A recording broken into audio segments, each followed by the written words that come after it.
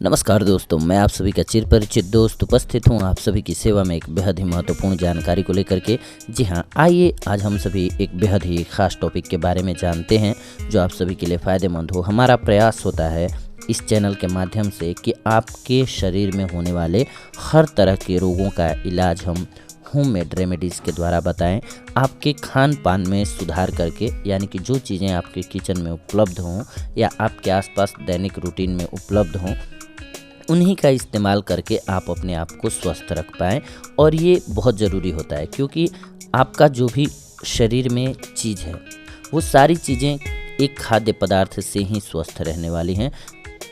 उनमें खराबी तभी आती है जब आप उनका पोषण सही ढंग से नहीं दे पाते हैं, यानी कि उन खाद्य पदार्थों का अपने जीवन में कम इस्तेमाल करते हैं, या फिर उनकी कमी होती है शरीर में, या फिर एक्सरसाइज की जितनी ज़रूरत है उतना नहीं कर पाते हैं। यानी कि कुछ न कुछ आप कमी करते हैं तो ही आपको प्रॉब्लम आती है। तो फिर उस क्षति को भरपाई करने के लिए आपको, यानी कि उसके सिम्टम्स जो होते हैं उसके अकॉर्डिंग जो रोग होते हैं, उसी चीज़ को फिर वापस अगर खाने लगते हैं आप तो वो दूर हो जाते हैं। इसीलिए हम आप सभी के लिए ये टॉपिक्स लेकर के आते हैं ताकि आप स्वस्थ रह सकें, ज़्यादा दिनों तक डॉक्टर की आपको ज़रूरत ना पड़े। जी हाँ, आ जाइए हम सभी जानेंगे उर्शतः के बारे में, यानी कि छाती का मांस फट जाना।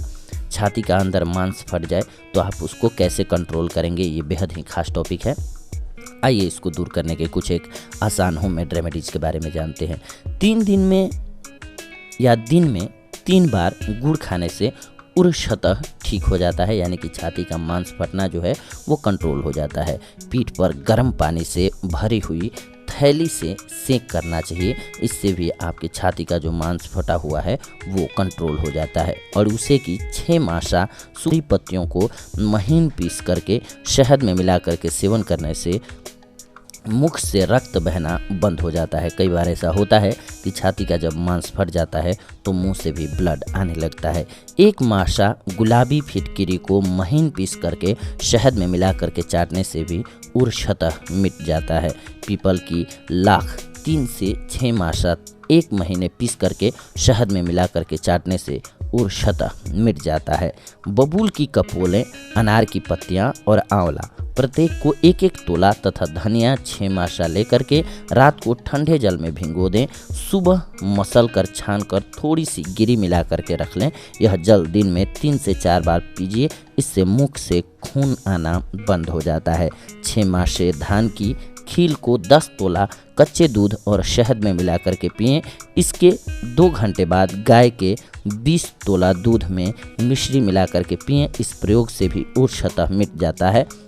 छाती का मांस फटने पर या उर्शतः होने पर 1 ग्राम सौंठ का चूर्ण तथा 1 ग्राम काली मिर्च का चूर्ण 5 ग्राम गुड़ में मिला करके दिन में 3 बार कुछ दिन तक खाने से उर्शतः दूर होता है। इस प्रयोग से क्षय और खांसी में भी लाभ होता है। ध्यान रखें कि इन प्रयोगों को जब आप कर रहे हों तो एक निश्चित टाइम तक, यानी कि कम से कम आपको 1 महीने तक लगातार करना चाहिए।